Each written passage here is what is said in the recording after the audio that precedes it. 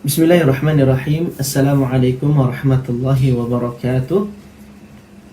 Alhamdulillah hamdan katsiran tayyiban mubarakan fih kama yuhibbu rabbuna wa yarda. Wa asyhadu an la ilaha illallah wahdahu la syarikalah wa asyhadu anna Muhammadan abduhu wa rasuluh. Allahumma salli ala Muhammad wa ala ali Muhammad, amma ba'du.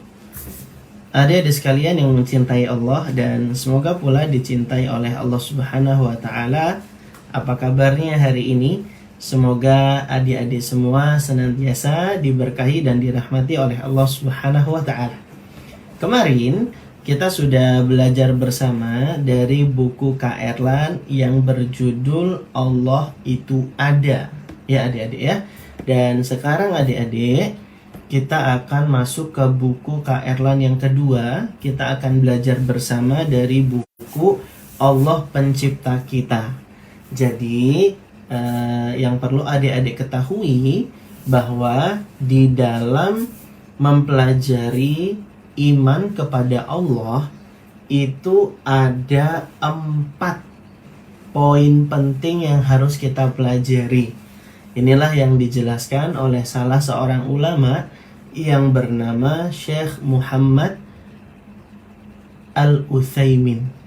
Adik-adik sekalian, Syekh Al-Utsaimin menjelaskan kepada kita bahwa ada 4 poin penting yang harus kita ketahui dan pelajari dalam mengimani Allah Subhanahu wa taala. Yang pertama, kita harus mengimani wujud Allah. Ya. Yang kedua, kita harus mengimani rububiyahnya Allah. Yang ketiga, kita harus mengimani uluhiyahnya Allah.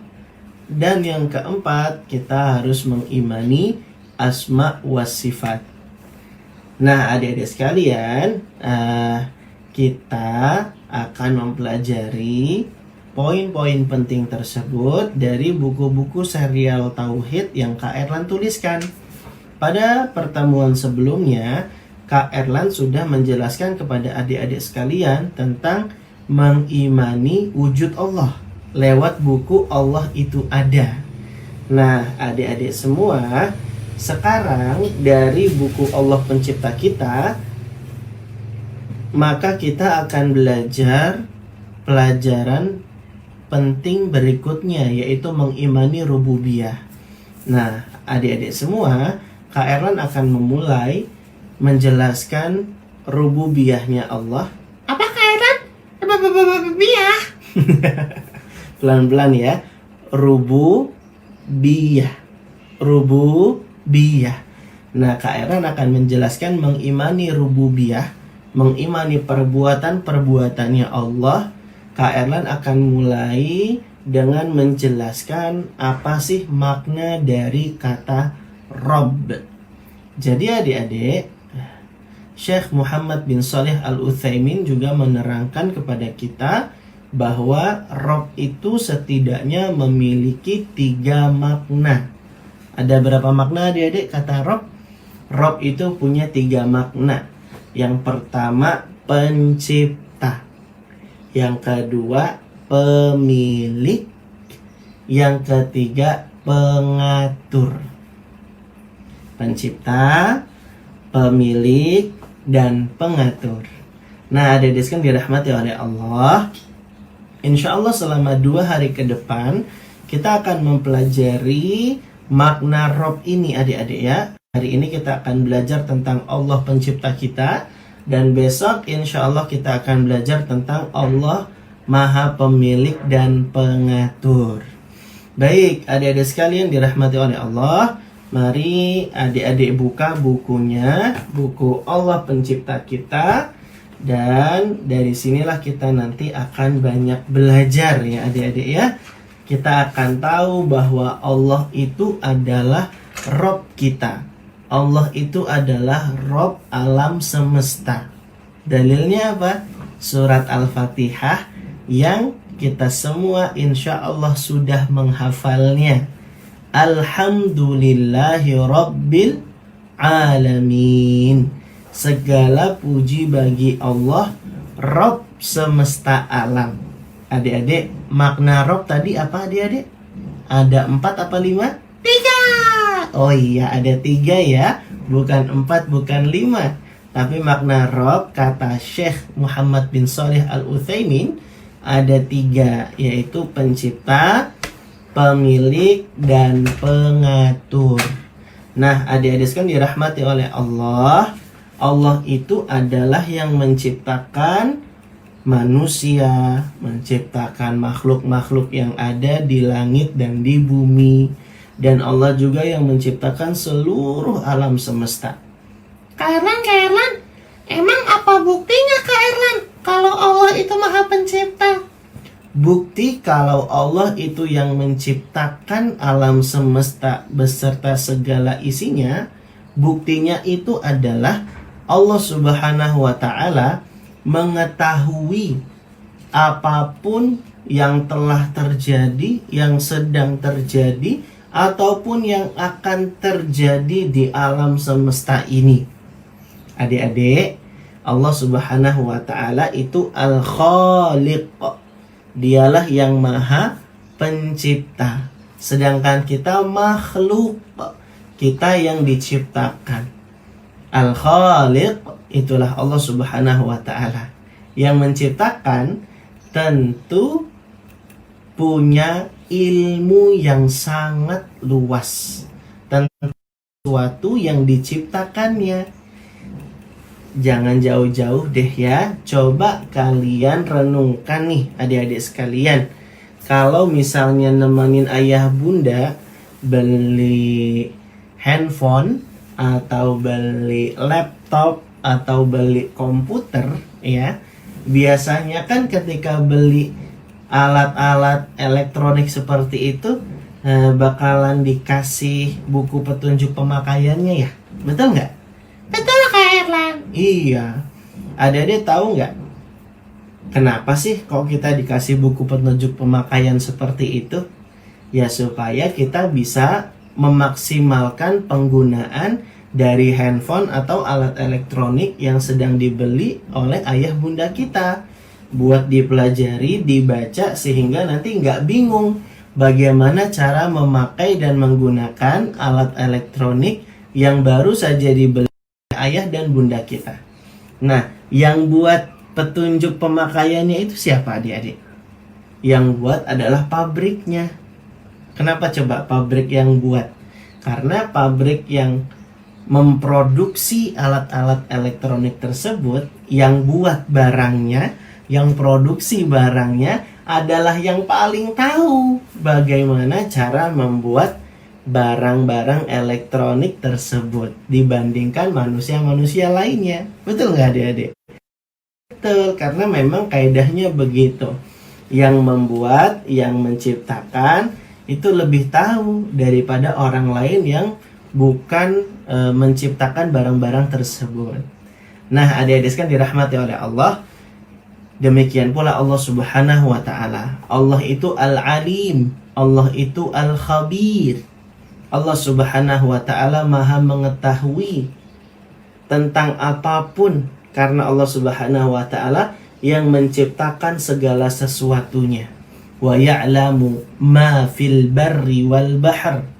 Allah Subhanahu wa Ta'ala itu mengetahui apapun yang ada di daratan ataupun di lautan.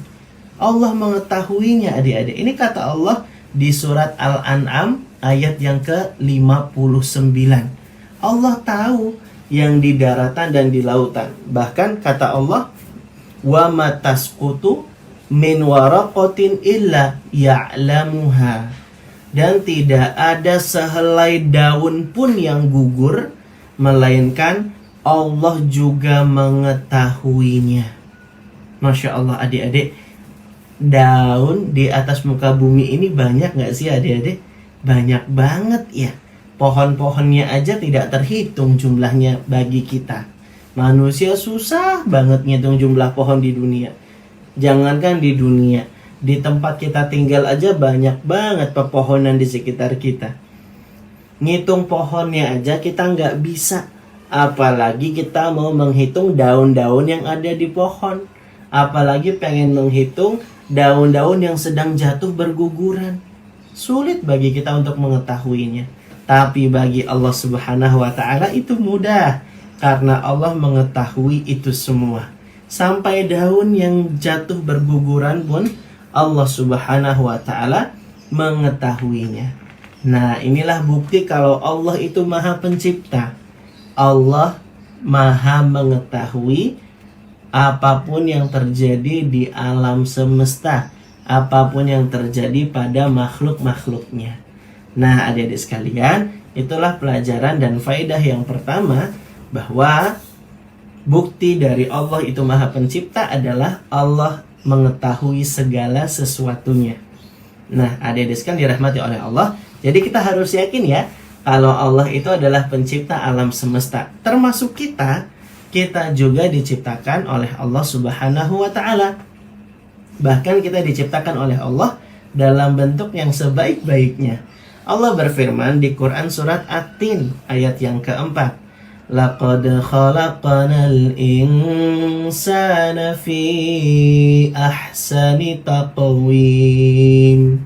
Kata Allah, sungguh kami telah menciptakan manusia dalam bentuk yang sebaik-baiknya. Allah Subhanahu wa Ta'ala sudah kasih kita mata, sudah kasih telinga, dikasih hidung dengan 2 lubangnya. Bayangin kalau hidung lubangnya cuma 1. Alhamdulillah Allah sudah kasih kita 2 bibir, lidah, dan juga anggota-anggota tubuh yang lainnya. Allah sudah ciptakan kita dalam bentuk yang sebaik-baiknya. Allah ciptakan kita 2 mata, 2 bibir dan 1 lidah. Apa kata Allah? Alam naj'al lahu 'ainain wa lisanan wa syafatain. Surat Al-Balad ayat yang ke-8 sampai yang ke-9. Di situ Allah katakan, bukankah kami telah memberikan kepadanya 2 buah mata, 1 lidah, dan 2 buah bibir. Adik-adik, Allah sudah ciptakan anggota tubuh kita dengan sebaik-baiknya. Maka kita gunakan kenikmatan yang telah Allah berikan itu untuk makin banyak beribadah kepada Allah Subhanahu wa Ta'ala, ya. Makanya adik-adik, ayo kita gunakan mata kita, bibir kita, dan lidah kita untuk banyak beribadah kepada Allah yang sudah menciptakan kita, yang sudah banyak sekali memberikan kenikmatan kepada kita.